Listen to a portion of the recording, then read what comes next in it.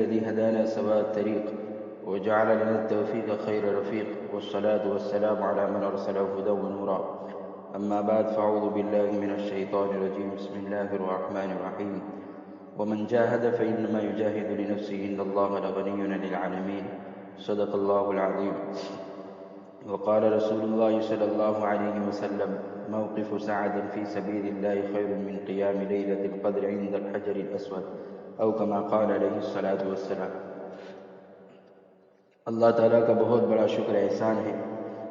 کہ اللہ تعالیٰ نے اس راستے میں نکلنے کی توفیق عطا فرمائی جس کے لیے اللہ تعالیٰ نبیوں کا انتخاب فرماتے تھے، اور یہ بہت قابل مبارک راستہ ہے اور بہت قابل مبارک مستورات بھی ہیں کہ اتنی قربانی دے کر اپنے ایمان اور اعمال کی حفاظت کے لیے اور قیامت تک آنے والے آخری انسان کی ایمان اعمال پر زندگی گزرے ان فکروں کے لیے نکلنے کی توفیق عطا فرمائی، اور یہ بہت بڑی نعمت ہے اس زمانے کے اعتبار سے، اور قربانی بھی بہت زیادہ ہے اس زمانے کے اعتبار سے، لیکن صحابہ کے مقابلے میں بہت تھوڑی ہے، لیکن اس زمانے کے اعتبار سے بہت زیادہ ہے۔ اس لیے ہم سب کو اس پر اللہ ہمیں کیا دے گا وہ معلوم ہونا چاہیے، اس لیے کہ اللہ کے نبی صلی اللہ علیہ وسلم نے بہت سی مرتبہ اس بات کی تاکید فرمائی ہے کہ ایمان اور احتساب کے ساتھ یہ محنت کرنی چاہیے۔ اگر ایمان اور احتساب نہیں ہوگا تو پھر اکتاہٹ محسوس ہوگی، پریشانی محسوس ہوگی اور کبھی مایوسی ہو جائے گی۔ اس لیے اس محنت کا ہر عمل بلکہ دین کا ہر عمل ایمان اور احتساب کے ساتھ ہو، جیسے اللہ کے نبی صلی اللہ علیہ وسلم نے فرمایا من صام رمضان ایمانا و احتساب، کہ روزہ رکھے ایمان اور احتساب کے ساتھ، بلکہ مرد حضرات کو بھی اپنے گھر والوں پر خرچ کرنے کے لیے شرط لگائی ہے کہ من انفق الرجل على اہلہ یحتسبها فهو له صدقۃ، کہ احتساب اور ایمان کس کو کہتے ہیں؟ احتساب کہتے ہیں کہ اللہ مجھے اس عمل پر کیا دے گا وہ ذہنوں میں کرتے وقت ہونا چاہیے،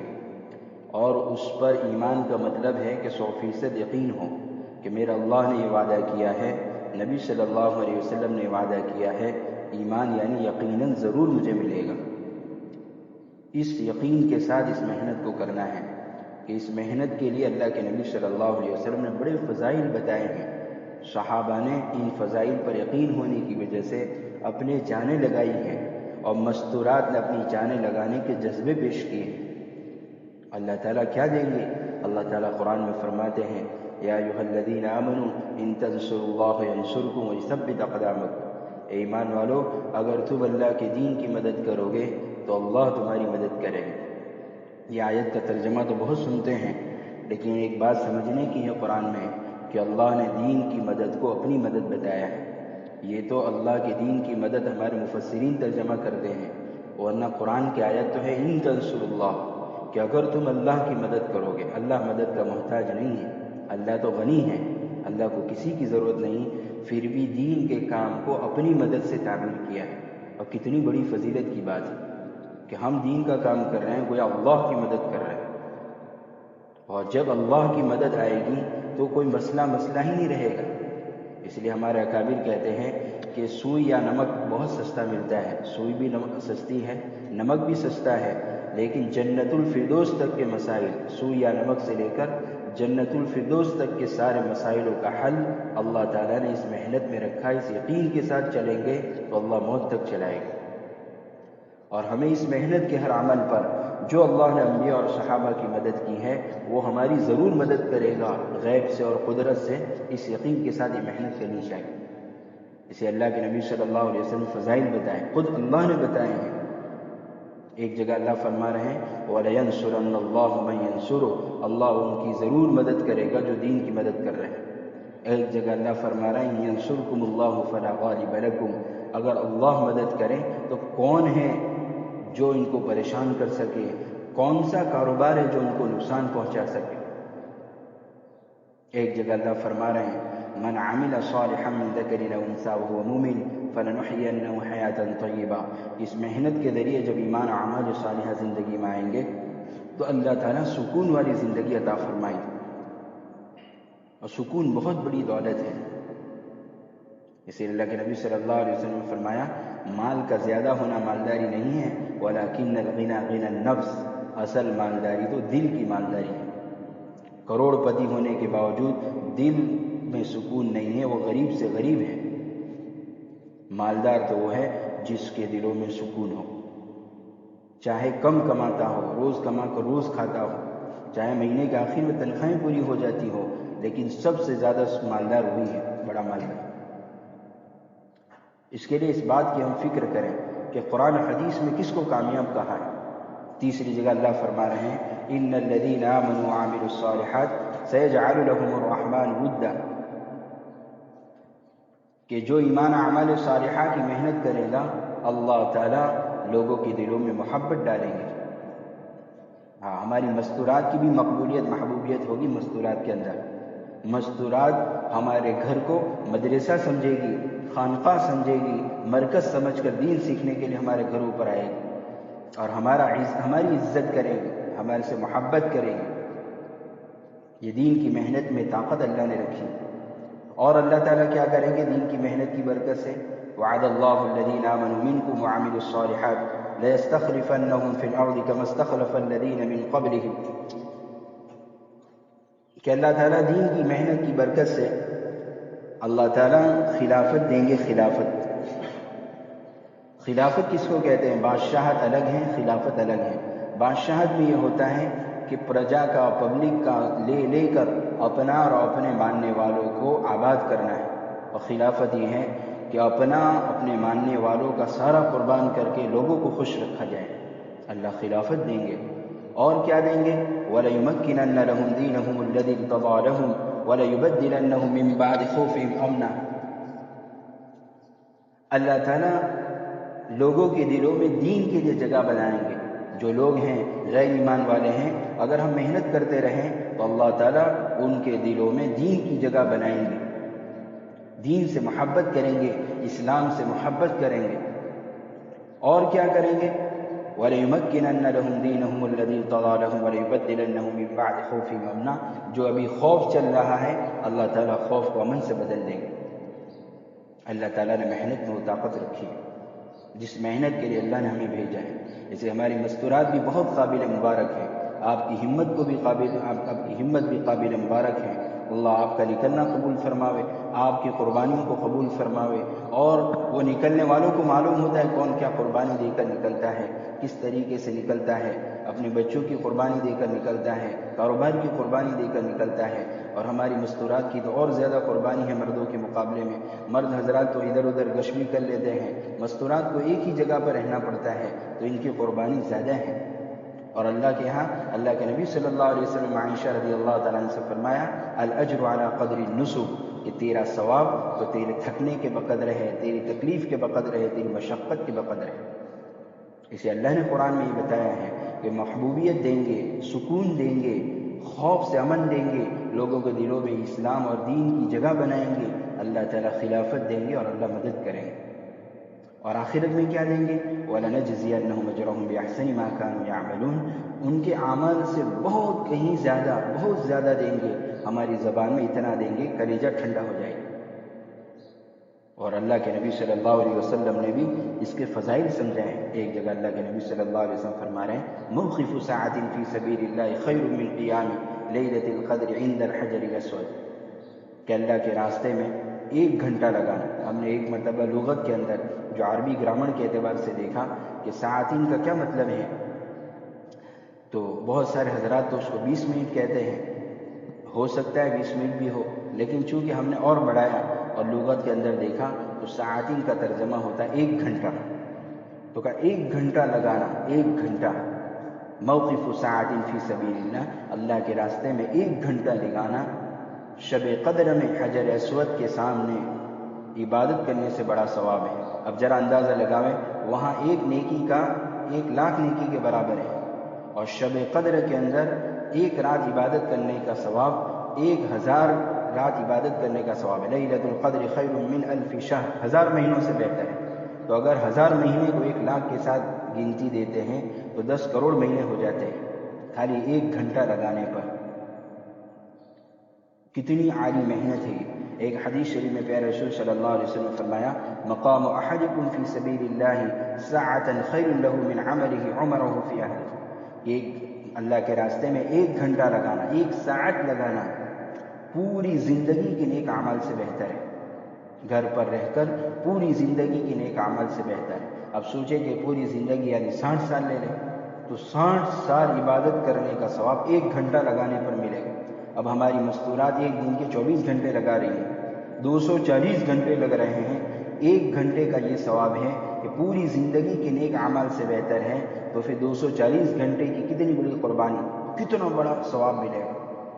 ایک حدیث شریف میں پیارے رسول صلی اللہ علیہ وسلم نے فرمایا غدوۃ فی سبیل اللہ او روحۃ خیر من الدنیا وما فیہا، اللہ کے راستے میں 1 صبح یا 1 شام دنیا اور ما فیہا سے بہتر ہے۔ یہ حدیث شریف سنی ہے، لیکن اگر غور کریں تو اس میں کیا سمجھنے کی بات ہے؟ 1 صبح دین کے اندر 1 صبح 1 شام 2 آتی ہے، تو ہمارے 10 دن کے اندر 20 صبح شام آئے گی، 20 صبح 20 شام آئے گی۔ تو کہا خیر من الدنیا وما فیہا، دنیا کے اندر جتنا ہے، اب دیکھیں ہم زمینیں کتنی مہنگے ہیں اور اس کے اوپر درخت بھی ہے، مکانات بھی ہے، کتنی قیمت ہوگی پوری دنیا کی زمین کی، اس کے اوپر مکانات کی، اس کے اوپر درختوں کے لکڑے کی، اور کیا قیمت ہو، اور اندر وما فیہا جو دنیا میں ہے، اب دنیا میں سونا بھی ہے، اندر چاندی بھی ہے، ان سب سے بہتر ہے 1 صبح لگانا۔ تو سوچو 1 صبح کا یہ ثواب ہے تو 10 صبح اور 10 شام 20 آئے گی، اس کا کتنا بڑا ثواب ہوگا اللہ کے یہاں۔ ایک حدیث شریف میں پیارے رسول صلی اللہ علیہ وسلم نے فرمایا من اغبرت قدماہ فی سبیل اللہ عز وجل حرمہم اللہ عز وجل علی النار، جس کے گرد و غبار لگا اللہ کے راستے میں اس پر جہنم حرام ہے، اور لگنا ہی لگنا ہے۔ آدمی کے کپڑے کبھی میلے ہوتے ہیں، آدمی کا غسل آگے پیچھے ہوتا ہے، آدمی کا نظام الاوقات آگے پیچھے ہو جاتا ہے، کھانے کا، سونے کا، بہت سی مرتبہ ہماری مستورات کے لیے بہت ساری چیزیں جو گھروں پر نظام الاوقات کے اندر داخل ہے، راحت میں داخل ہے، بہت آگے پیچھے ہو جاتی ہیں۔ تو اگر کوئی کمی آئی کپڑوں میں، بدن میں، اگر نہانے میں، کپڑے دھونے میں، تو یہ جہنم کو حرام کر رہا ہے۔ حدیث شریف میں پیارے رسول صلی اللہ علیہ وسلم نے ایک مرتبہ ایک جماعت کی روانگی کی بات کر رہے اور شام ہو گئی تھی، تو صحابہ نے پوچھا کہ شام تو ہو گئی، صبح چلے جاوے تو اللہ کے نبی صلی اللہ علیہ وسلم کیا فرمایا؟ یہ میرے اور آپ کے لیے ترغیب ہے کہ وَلَا تُحِبُّونَ أَن تَبِيتُوا فِي خَرِيفٍ مِّن خَرَائِفِ الْجَنَّةِ، کیا آپ لوگ نہیں چاہتے ہو کہ جنت کے باغوں میں سے رات گزارو، جنت کے باغوں میں رات گزارو؟ حالانکہ اللہ کے نبی صلی اللہ علیہ وسلم کے حجرہ مبارک سے، کمرے سے لے کر قبر اطہر تک، منبر سے لے کر اللہ کے نبی صلی اللہ علیہ وسلم کی قبر اطہر تک کی جگہ کو ریاض الجنہ کہتے ہیں۔ یہ نہیں کہا کہ یہاں لائن میں بیٹھ جاؤ دعا کرو، بلکہ مدینۃ المنورہ کو چھوڑنا جنت کے باغوں میں رات گزارنے سے تعبیر کیا ہے، تو اپنے علاقے کے علاوہ کہیں اور رات گزارنا یہ جنت کے باغوں میں رات گزارنا ہے۔ ہماری مستورات یہ نہ سوچیں کہ صاحب مکان کے ہم نے رات گزاری ہے، یہ سوچیں نہیں، ہم نے جنت کے باغوں میں رات گزاری ہے۔ یقین رکھیں نبی صلی اللہ علیہ وسلم نے، حالانکہ وہاں ایک نماز پڑھنے کا ثواب 50,000 نماز پڑھنے کا ثواب تھا، اس کے باوجود بھی صحابہ کو مدینۃ المنورہ چھوڑوا کر باہر رات گزارنے کو، جنت کے باغوں میں رات گزارنے سے تعبیر فرمایا۔ تو ہماری مستورات نے آج ہمارے گاؤں میں رات نہیں گزاری ہے، جنت کے باغوں میں رات گزاری ہے۔ اگر اس کا دھیان ہوگا تو اگر نیند نہ بھی آئی ہو، نیند آگے پیچھے ہوئی ہو، پھر بھی یقین ہو کہ میری یہ 10 دن اللہ کے راستے میں جو نکلے ہیں، یہ 3 دن 4 دن تو ہمارے گزر گئے، وہ تو جنت کے باغوں میں رات گزار لی، اور جتنی بقیہ راتیں ہیں وہ بھی جنت کے باغوں میں رہے۔ یہ فضائل آپ صلی اللہ علیہ وسلم بھرے ہیں، سمجھائے نہیں، بھرے ہیں۔ ایک حدیث شریف میں پیارے رسول صلی اللہ علیہ وسلم ایک جماعت کو روانہ کر دیا، عبداللہ ابن رواحہ رضی اللہ تعالیٰ عنہ رک گئے۔ کیوں رکے؟ اللہ کے نبی صلی اللہ علیہ وسلم کے پیچھے جمعہ پڑھنے کے لیے، حالانکہ نیت بھی جمعہ پڑھنا ہے، ایک نماز کا ثواب 50,000 نماز کا ثواب ہے، اور مدینۃ المنورہ میں رکے ہیں، جو ہم نظم اور نعت میں سنتے رہتے ہیں کہ جنت مدینہ میں جنت ہے، جنت میں مدینہ نہیں، اتنا بڑا مقام ہے مدینۃ المنورہ کا، بہت فضائل ہے مدینۃ المنورہ کی۔ تو نماز کی نیت ہے، اللہ کے نبی صلی اللہ علیہ وسلم کے پیچھے نماز، 50,000 نماز کا ثواب ہے، مدینۃ المنورہ میں ہے، تو وہ رک گئے، جماعت تو روانہ ہو گئی۔ جمعہ کی نماز کے بعد آپ صلی اللہ علیہ وسلم نے سلام پھیر کر دیکھا تو عبداللہ ابن رواحہ ہے. پوچھا عبداللہ ابن رواحہ آپ کا نام تو اس جماعت میں تھا, آپ نہیں گئے؟ تو کہ اللہ کے نبی صلی اللہ علیہ وسلم جماعت تو یہیں پہنچی ہے, ابھی جا کے مل لوں گا. اس زمانے میں گھوڑے تھے, ہمارے زمانے میں کار ہے, کہ میرے پاس بائک ہے, میرے پاس فور ویلر ہے, میں اب بھی پہنچ جاؤں گا, جماعت سے مل لوں گا, تھوڑی دیر تو ہوئی. تو اللہ کے نبی صلی اللہ علیہ وسلم ہماری ترغیب کے لیے پوچھا عبداللہ ابن رواحہ تو جماعت سے کتنی دیر پیچھے رہ گیا؟ اللہ کے نبی صلی اللہ علیہ وسلم یہ تو صبح نکلی ہے, میں ابھی جمعہ کے بعد مل جاؤں گا, بس اتنی دیر ہوئی ہے. تو اللہ کے نبی صلی اللہ علیہ وسلم فرمایا اے عبداللہ ابن رواحہ, اگر تو لو انفقت ما فی الارض جميعا, اگر جو کچھ زمین میں ہے وہ سارا خرچ کر دو, پھر بھی تم ان کے آدھے دن کے ثواب کو حاصل نہیں کر سکتے. یہ ہماری ترغیب کے لیے ہے, آدھے دن کا کتنا بڑا ثواب ہے.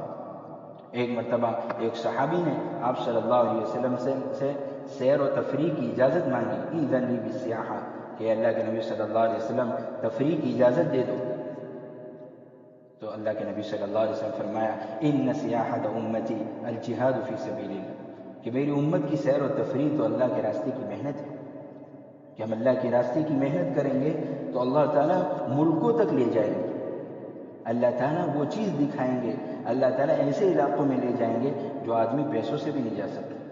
مالدار ہونے کی بنیاد پر نہیں جا سکتا, جو اس محنت کی برکت سے اللہ تعالیٰ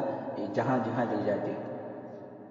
اس لیے ہمارا دل و دماغ یہ یکسو رہے کہ یہ صرف مردوں کی محنت نہیں ہے. حاجی عبدالوہاب صاحب رحمۃ اللہ علیہ فرمایا کرتے تھے اپنی مستورات کو پلاؤ, اپنی مستورات کے دل و دماغ میں اس کو ڈالو کہ تو پورے عالم کی ذمہ دار ہے, تو قیامت تک آنے والے آخری انسان کی ذمہ دار ہے. تو گھر گھر گشتوں میں تو نہیں نکل سکتی ہے, لیکن تو دعاؤں کے ذریعے, فکروں کے ذریعے اور اللہ کے راستے کی جو خروج کی ترتیب بزرگوں نے بتائی ہے, اس خروج کی ترتیب کی بنیاد پر تو پورے عالم کی ذمہ دار بھی ہے, پورے عالم کی فکر بھی کر سکتی ہے, پورے عالم کے لیے دعا بھی کر سکتی ہے, پورے عالم کے لیے رو سکتی ہے. اس لیے ہماری مستورات صرف ایک ضلع کو لے کر, ایک بستی کو لے کر فکر نہ کریں, بار بار اس کا مذاکرہ کریں. ہر مستورات پورے عالم کی ذمہ دار ہے,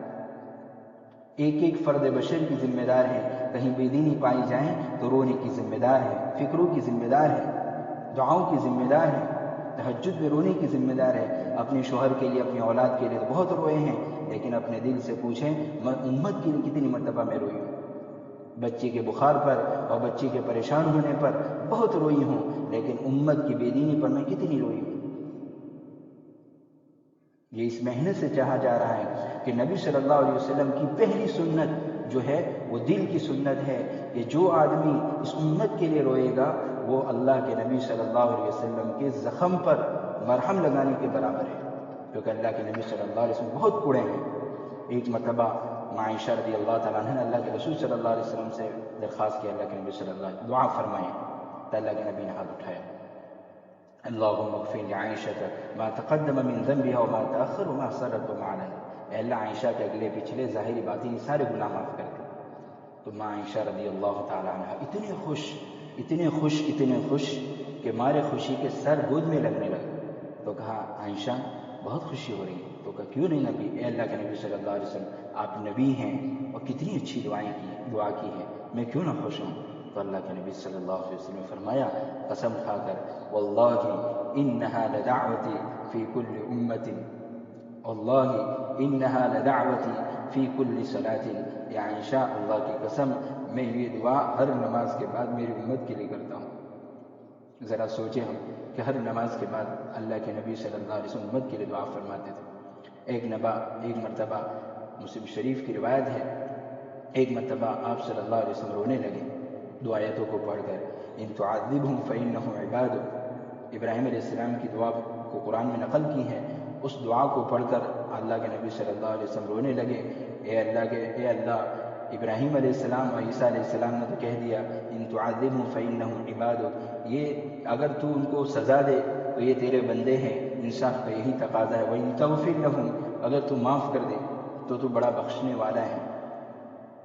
یہ عیسیٰ علیہ السلام کی دعا تھی, اور ابراہیم علیہ السلام کی دعا بھی قریب قریب یہی تھی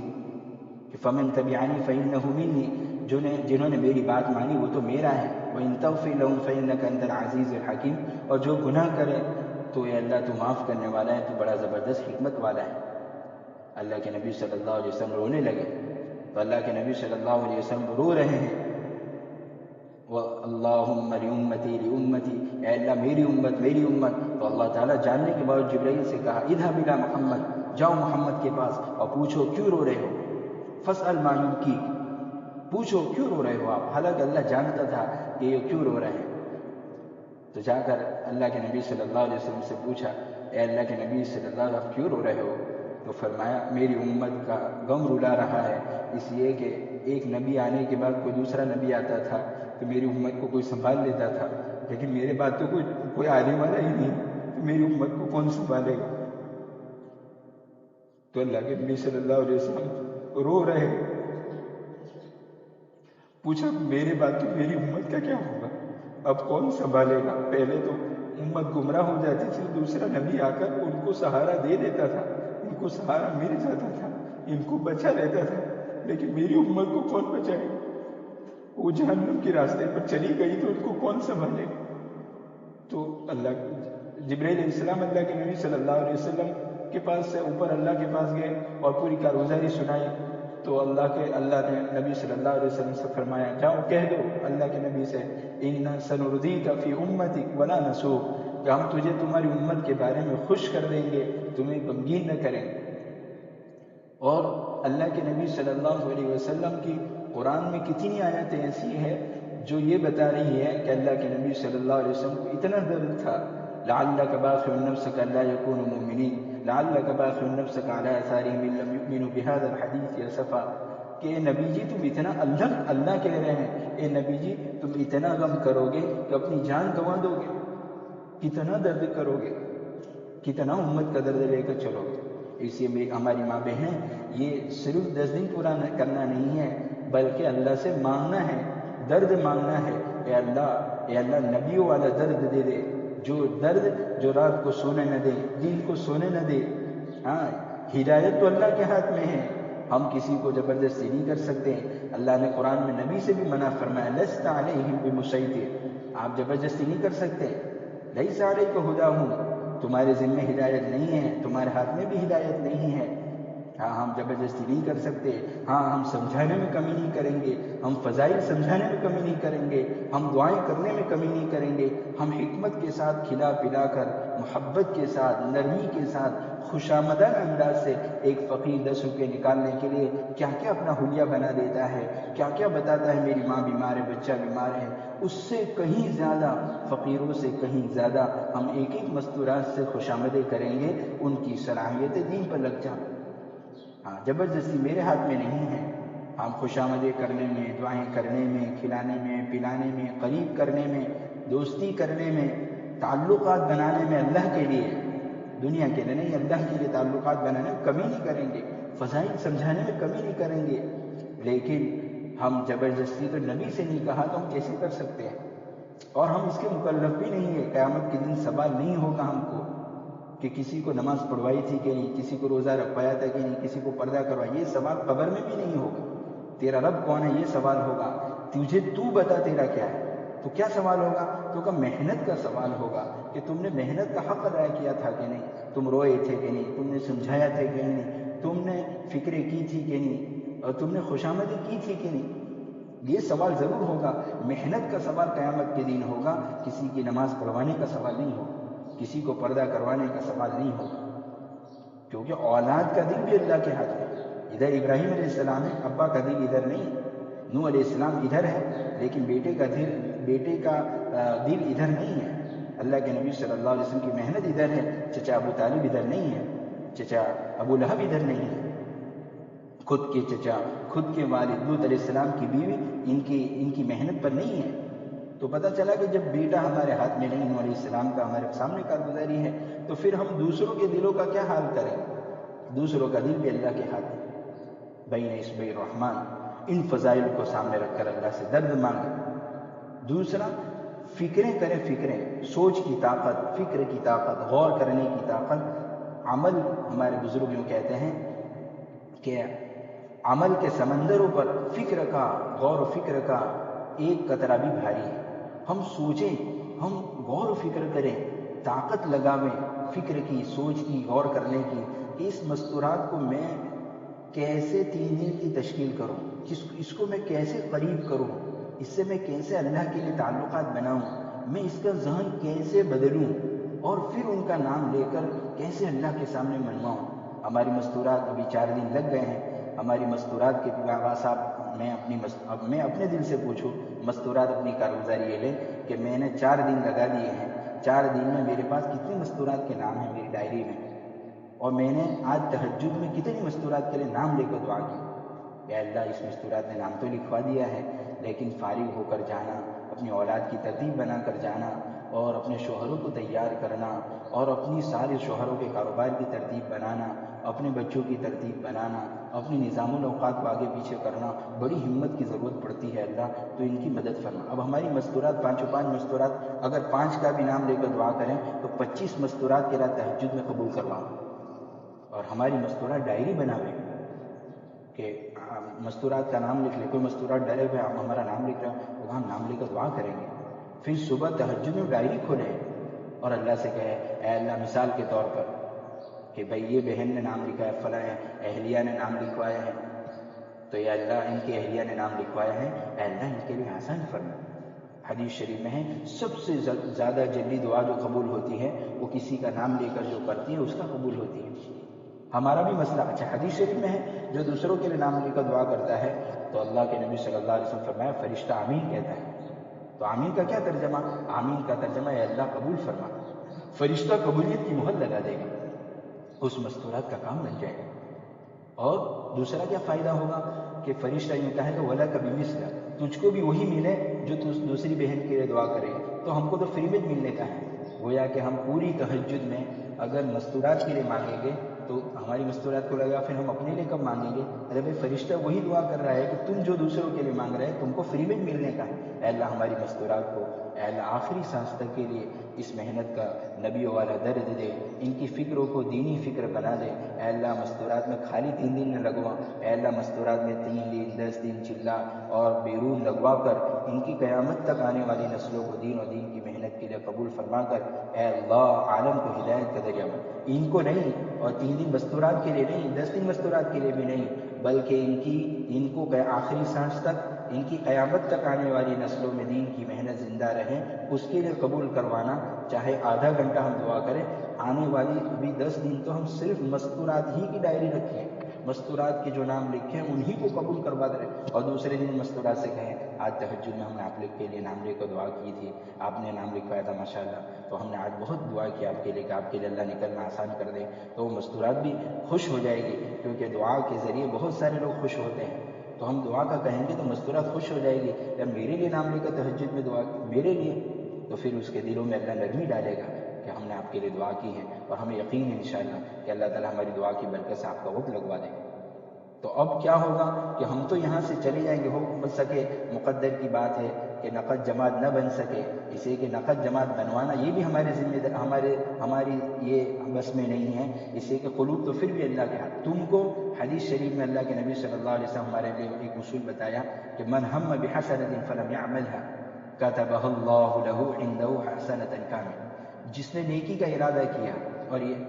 عمل نہ ہو سکا تو اس کو پوری نیکی کا ثواب ملے گا۔ ہماری مستورات نے کفلتا میں 3 دن کی تشکیل کر کے اور پوری طاقت لگا کے نکلے ہیں، تو وہ جماعت نہ گئی، لیکن آپ کے کھاتے میں جو 3 دن کا ثواب اس جماعت کا تھا وہ تو آ چکا ہے۔ یہاں اپنے پوری جماعت کی نیت کر کے، نقد کی نیت کر کے آئے تھے، آپ کے کھاتے میں نقد کا ثواب آ چکا ہے۔ اب نقد جماعت بنانا یہ تو اللہ کے ہاتھ میں ہے، قلوب بدلنا اللہ کے ہاتھ میں ہے۔ آپ نے پوری دعاؤں کی طاقت لگائی ہے، خوشامدوں کی طاقت لگائی ہے، سمجھانے کی طاقت لگائی ہے، فضائل کی طاقتیں لگائی ہیں، اس کا ثواب آپ کو مل چکا ہے۔ اس کے لیے ہماری مستورات، پہلی سنت امت کا غم ہے، دوسری سنت ہے فکر کی طاقت کو لگانا، غور کرنے کی طاقت کو لگانا، سوچنے کی طاقت کو لگانا کہ اس کو میں کیسے سمجھاؤں، اس کے کیسے قریب کروں۔ اور تیسری جو ہماری ذمہ داری ہے وہ ہمارے جسموں کی طاقت لگانا ہے۔ اللہ کے نبی صلی اللہ علیہ وسلم نے اپنے جسموں کو بہت تھکایا ہے۔ ہماری مستورات کی کیا قربانی ہے؟ ہماری مستورات کی قربانی ہے کہ کوئی کسی بھی وقت آ جائے گا۔ ہاں، بڑوں کا اصول تو یہ ہے کہ سورج نکلنے سے لے کر سورج چھپنے سے پہلے مقامی مستورات کو روانہ کر دو، لیکن بعض جگہ کی مستورات تو آتی ہی مغرب بعد ہے، بعض مستورات تو آتی ہے سونے کے وقت پر، تو ہماری مستورات ایک بات کو طے کر لیں. ایک مرتبہ مولانا یوسف صاحب رحمۃ اللہ علیہ ایک آدمی کو 1 گھنٹہ سمجھایا. مولانا یوسف صاحب حضرت جی نے, کسی نے کہا حضرت آپ نے اس کے پیچھے 1 گھنٹہ لگا دیا. تو مولانا یوسف صاحب رحمۃ اللہ نے بہت درد سے ایک بات کہی ہے, جو ہماری مستورات بھی اس کو تھان لے, تھوڑی قربانی ہو جائے گی لیکن بہت بڑا نفع ہو جائے گا. مولانا یوسف صاحب رحمۃ اللہ نے فرمایا تمہارے سامنے تو یہ ایک آدمی ہے, میرے سامنے تو ان کی قیامت تک کی نسلیں ہیں. میں تو ان کی قیامت تک کی نسل کو سامنے رکھ کر سمجھا رہا ہوں.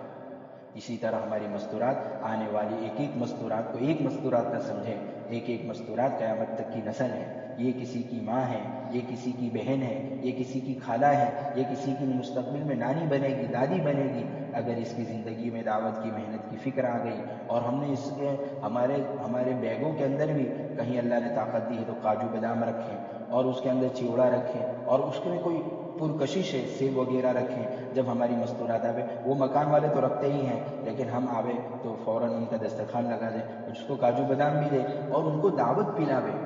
فائدے نفع سمجھاوے اور کارگزاری سناوے کہ ہم گئے تو الحمدللہ ہم کو اتنا نفع ہوا, وہاں کی مستورات کو اتنا نفع ہوا. اس طرح ذہن بناوے. انشاءاللہ رات کو دعائیں ہو رہی ہیں, دین کو خوشامدیں ہو رہی ہیں, اور اپنی نیند کی قربانی. حدیث شریف قرآن میں اللہ فرماتے ہیں وَلَا يَنَالُونَ مِنْ عَدُوٍّ نَيْلًا إِلَّا كُتِبَ لَهُمْ بِهِ عَمَلٌ صَالِحٌ. اللہ کا معاملہ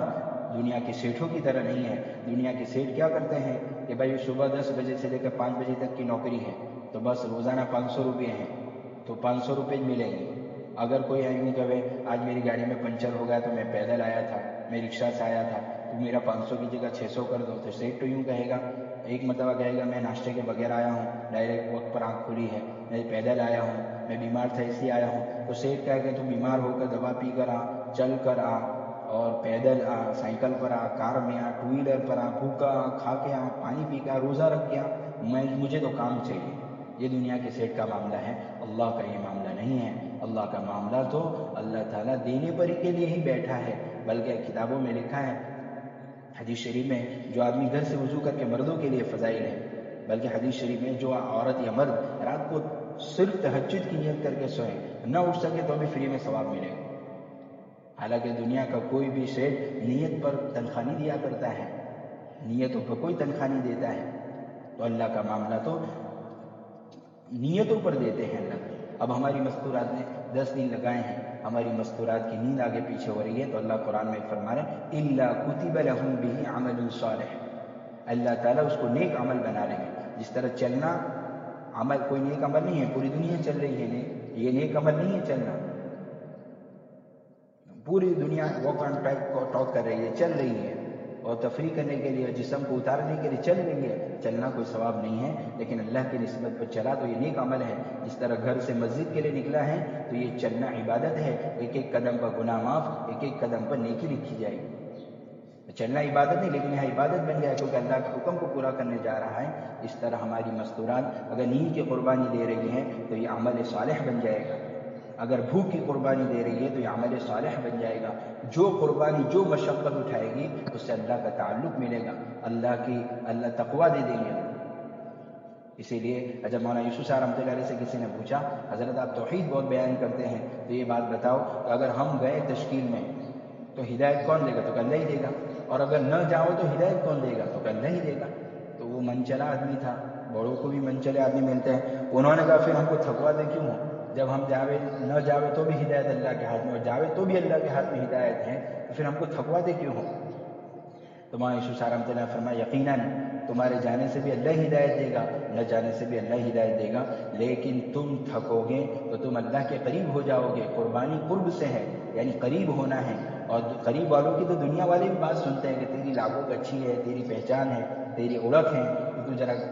فون کر دینا نا, ذرا بات کر لیو نا. ہمارے دنیا میں بھی پہچان چلتی ہے. تو کہا جب آدمی اللہ کے قریب ہو کر یوں گیا, اللہ اس بستی کو ہدایت دے دے, اس مستورات کو ہدایت دے دے, اس بستی سے نفت جماعت بنا دے, یا اللہ ان مستورات کی قیامت تک آنے والی نسلوں کو دین کی محنت کے لیے قبول فرما. تو چونکہ قریب والوں کی تو دنیا بھی بات سنتی ہے, تو یہ تو احکم الحاکمین ہے, خالق و مالک ہے, جس نے دعا کی ترغیب دی ہے, تو پھر کیوں اللہ قبول نہ کرے. تو اللہ کا تعلق بھی ملے گا, اللہ کا قرب بھی ملے گا, تقویٰ بھی ملے گا, توکل بھی ملے گا, شکر اور قناعت بھی ملے گا.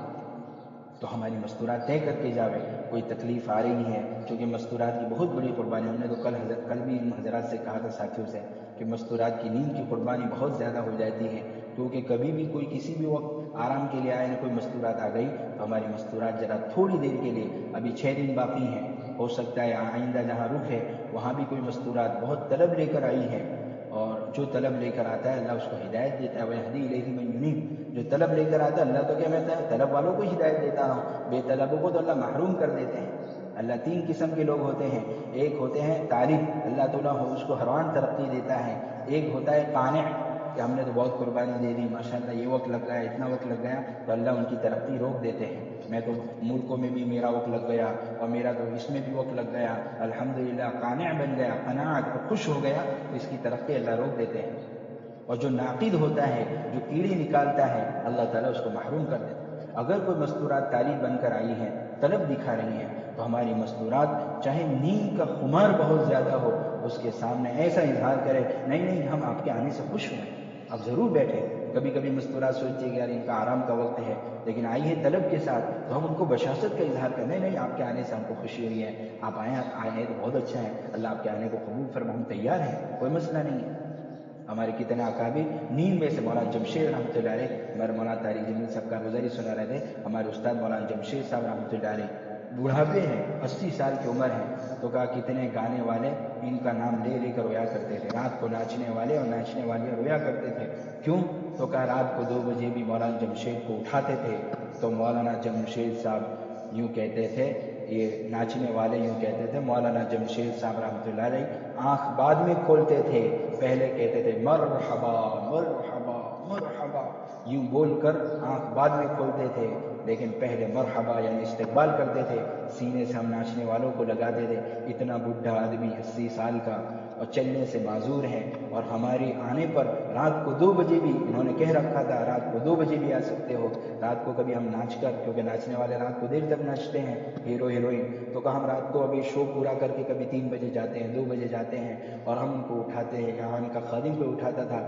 تو کہتے تھے مرحبا مرحبا مرحبا، اتنے خوش ہوتے تھے۔ تو ان کے انتقال کے بعد یہ ناچنے والے رویا کرتے تھے کہ اتنا بڑا آدمی جن سے اللہ نے اتنا بڑا کام لیا، مولانا طارق جمیل صاحب کے بھی استاد ہیں، اتنا بڑا کام لیا، اور ہم جیسے ناچنے والے جن کو لوگ حقیر سمجھتے ہیں اتنا پیار کرتے تھے، رات کو 3 بجے استقبال کر رہے، رات کو 2 بجے استقبال کر رہے ہیں، تو پھر میرے ماں بہنیں ان کو پھر ناچنے والوں کو ہدایت کیوں نہیں ملے گی؟ ہماری مستورات طے کریں اس بات کو کہ ہم قربانی دیں گے، ہم 10 دن کا مسئلہ ہے، اب تو 6 دن کا مسئلہ ہے، کوئی طالب بن کر آئی ہے، ساری مستورات آرام کریں، لیکن میں ٹھان لوں، ہم کسی کو پابند نہیں بنا سکتے ہیں۔ قرآن کی ترتیب یہ نہیں ہے کہ سب کو اصول پر لاوے، قرآن کی ترتیب تو یہ ہے لا تکلف الا نفسک وحرض المؤمنین، اصول کے اعتبار سے تلوار پہ میں اپنے آپ کو چلاؤں گا یا چلاؤں گی، ساتھیوں کو تو ترغیب دیں گے، وحرض المؤمنین، ساتھیوں کو ترغیب ہے، میں اپنی ذات سے تیار رہوں گی کہ کوئی بھی مستورات آ جائے گی، میں ان کو دعوت پلائے بغیر، محبت کے ساتھ میں ان کو سمجھائے بغیر اس گھر سے جانے نہیں دوں گی، میں ان کو سمجھاؤں گی، چاہے دوپہر کی نیند قربان کرنی پڑے، رات کی نیند قربان کریں، میں تو پیدا ہی اسی لیے ہوئی ہوں، امت کے اندر ہر فرد دائی بنے تاکہ مدعو نہ بنے، باطل ان کو دعوت نہ دے سکے، داعیہ بنائیں گے ہر مستورات کو۔ اس درد کے ساتھ اگر جسم کی قربانی دی ہے، تھکنے کی قربانی دی ہے، نیند کی قربانی دی ہے، تو 4 طاقتیں جہاں لگتی ہیں، ایک تو الامت دل کی طاقت یعنی امت کے درد، دوسرا فکر کی طاقت، تیسرے جسم کی طاقت، اور چوتھا مال کی طاقت، کہ ہماری ہر مستورات کے بیگوں کے اندر کچھ نہ کچھ ضرور ہو، وہ گھر والے تو اس لیے اکرام کرتے ہی کرتے ہیں، لیکن میرے بیگ کے اندر کاجو ہو، بادام ہو، اخروٹ ہو،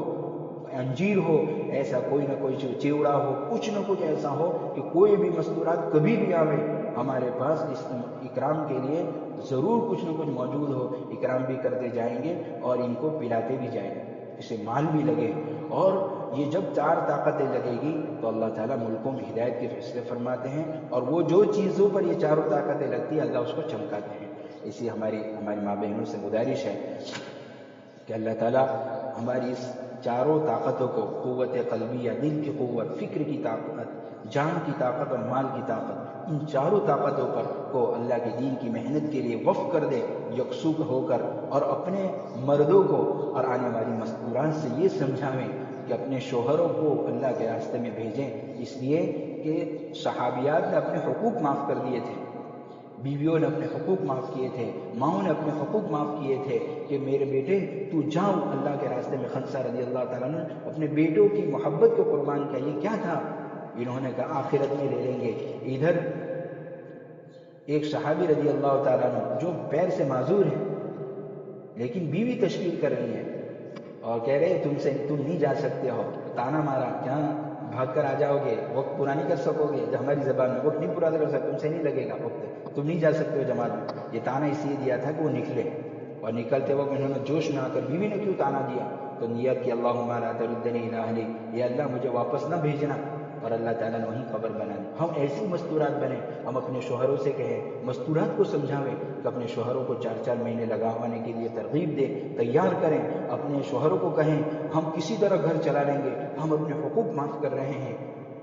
ماں ہیں تو اپنے بیٹوں سے کہ بیٹا ہم اپنے حقوق معاف کر رہے ہیں، شوہروں کو فارغ کریں، اور آنے والی مستورات سے بھی درخواست کریں، اور ہماری جو مستورات بات سن رہی ہیں وہ بھی طے کر کے جاویں کہ جس طرح صحابہ اور صحابیات نے اپنے شوہروں کے حقوق معاف کر دیے تھے، ماؤں نے اپنی اولاد کے حقوق معاف کر دیے تھے، بہنوں نے اپنے بھائیوں کے حقوق معاف کر دیے تھے، اس طرح ہم اپنے شوہروں سے کہیں ہمارے بہت سارے حقوق تمہارے ذمے ہیں اور تمہارے بہت سارے حقوق ہمارے ذمے ہیں، لیکن میں اپنے حقوق جو ہیں تمہارے ذمے وہ سب معاف کرتی ہوں، لیکن تمہارا دل، تمہارا دماغ، تمہارا جان اور تمہارا مال اللہ کے دین کی محنت کے لیے جو نبیوں کا مقصد تھا، جو نبیوں کی محنت میں ہے، اس پر لگ جاویں۔ تو آنے والی مستورات بھی اس کو طے کر کے جاویں کہ میں اپنے شوہروں کو ہر سال 4 مہینے کی نیت ہے تو میں فارغ کر دوں گی، ہر سال بیرون کی نیت ہے تو ہم فارغ کر دیں گے، ہر سال تقاضوں کی نیت ہے تو ہم فارغ رکھیں گے، چاہے فاقہ صحابیات کی طرح میرے گھر میں فاقہ آ جاویں، ہم مانگے تو نہیں، مصیبت مانگنا تو بے ادبی ہے، فصل العافیہ، عافیت مانگیں گے، اے اللہ صحت عافیت کے ساتھ میرے شوہر کے ہو،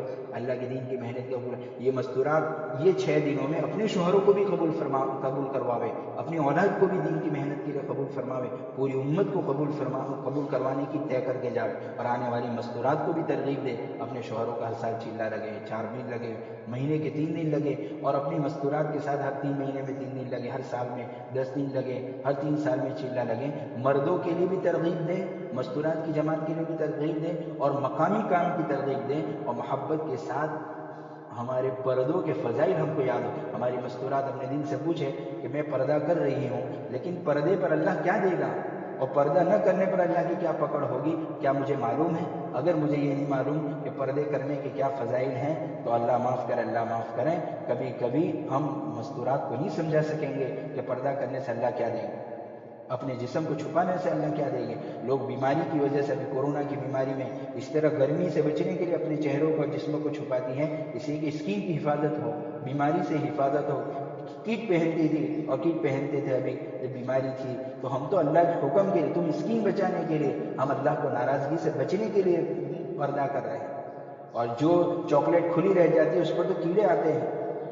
اسی طریقے سے ہم ان کا ایسا ذہن بناوے کہ وہ موت تک کے لیے اپنی نسلوں کے لیے پردے کو ایسا لے کر جاوے کہ اس کی نسلوں میں پردہ شروع ہو جائے۔ جیسے ہماری ماں بہنیں سے تو ہماری درخواست ہے کہ آپ جو قربانی دے کر آئے ہیں ان فضائل کو سامنے رکھ کر اللہ سے مانگے، اللہ جو وقت لگ گیا اس کو قبول فرما، اور یہ جو آئندہ وقت ہے ہم طے کر کے جاوے کہ جو بھی مستورات ہمارے گھر میں آ گئی، گویا ہماری مسجد میں آ گئی ہیں، اور اس کو دعوت پلائیں گے محبت کے ساتھ، خوش آمدانہ انداز میں، اور اس کا نام ضرور رکھیں گے۔ اگر ہمارے مستورات کے پاس ڈائری نہیں ہے تو مرد حضرات کے ذریعے سے ڈائری منگاویں، ہر مستورات روزانہ نام لکھے، چاہے ایک ہی نام ساری مستورات کے پاس 10 نام ہو، کوئی مسئلہ نہیں ہے، لیکن ہر مستورات تہجد میں وہ کاپی نکالیں۔ اگر ہر روزانہ 5 مستورات کے لیے دعا کرے گی، 10 دن میں ہم 50 مستورات کو قبول کروا کے جائیں گے، ان کو آخری سانس تک، ان کی قیامت تک آنے والی نسلوں کو۔ تو ہماری 5 مستورات کے لیے دعا کرے گی تو کتنی مستورات،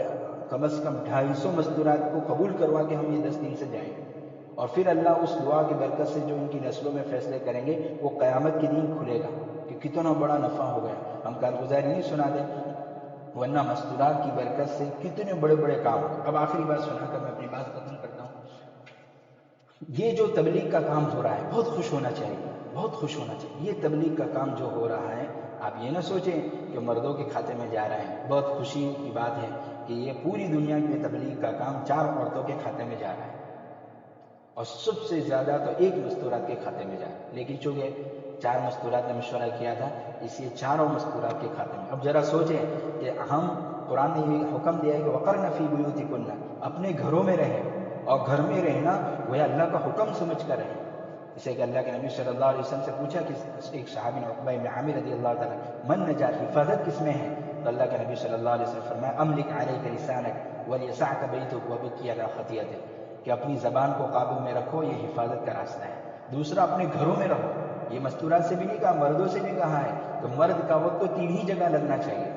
ایک تو حلال کمائی میں تاکہ حرام کی طرف نہ جاوے، لوگوں کے سامنے ہاتھ نہ پھیلائے۔ دوسرا کہاں وقت لگے؟ تو کہ ہم اپنے مردوں کو یوں سمجھاتے ہیں کہ مرد حضرات کا 3 جگہ سے چوتھی جگہ وقت نہ لگے، ایک تو حلال کمائی پر اگر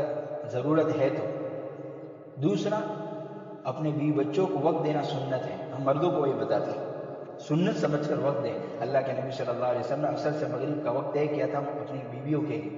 تو وقت طے کر کے بیویوں کو وقت دینا سنت ہے، تو کہا گھروں میں وقت دیں موبائل چھوڑ کر۔ تیسرا، اللہ کے دین کی محنت کے لیے۔ چوتھا، مرد حضرات کا کہیں وقت نہیں لگے گا اور گھروں میں رہے۔ بازار تو اللہ کو ناراض کرنے والی جگہ ہیں، تو جب ہم مردوں کو یوں کہتے ہیں وَأَبْغَضُ الْبِلَادِ إِلَى اللَّهِ أَسْوَاقُهَا، جو بیٹھنے کی جگہ وہ اللہ کو ناراض کرنے والی ہیں، تو مستورات کے لیے بیٹھنا، باہر بیٹھنا کیسے جائز ہو جائے گا؟ اس لیے مکان اس طرح بناوے کہ مائنڈ فریش بھی ہو سکے۔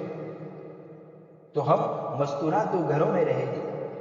تو یہ جو ہمارا ماشاءاللہ یہ جو محنت کا خاکہ ہے کہ ہم جو گھروں میں رہے گی تو کیا کرے گی کہ نسلوں کی تربیت کرے گی۔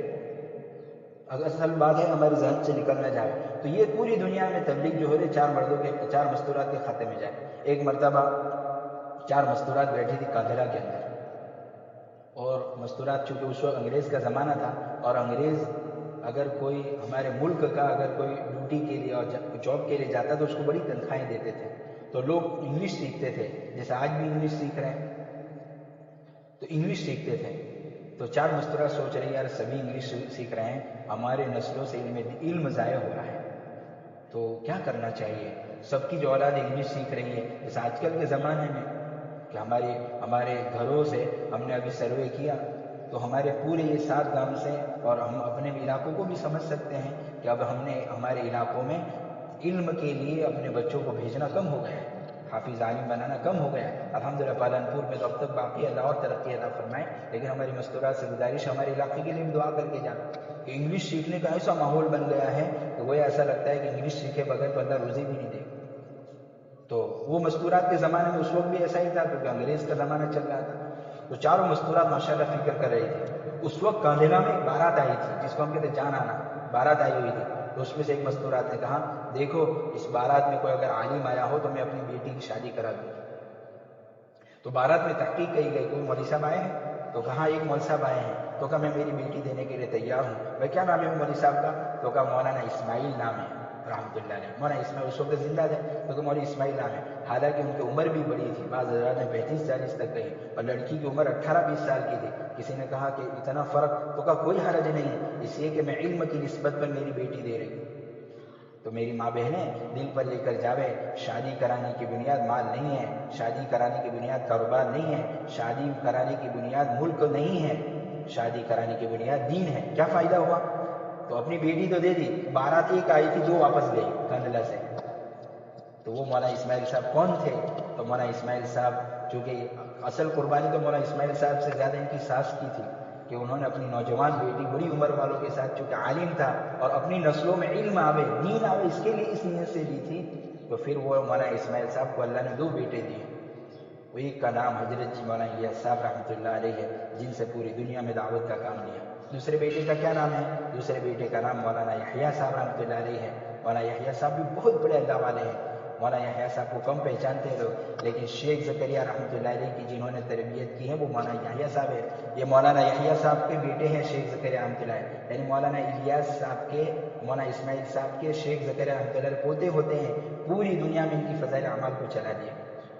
اور آج تک تبلیغ کا کام ہو رہا ہے۔ آج تک فضائل اعمال سے جتنے کروڑوں کو ہدایت مل رہی ہے اس مستورات کے کھاتے میں جائے گی، اور ان مستورات کو اللہ تعالیٰ ہدایت دے رہے ہیں۔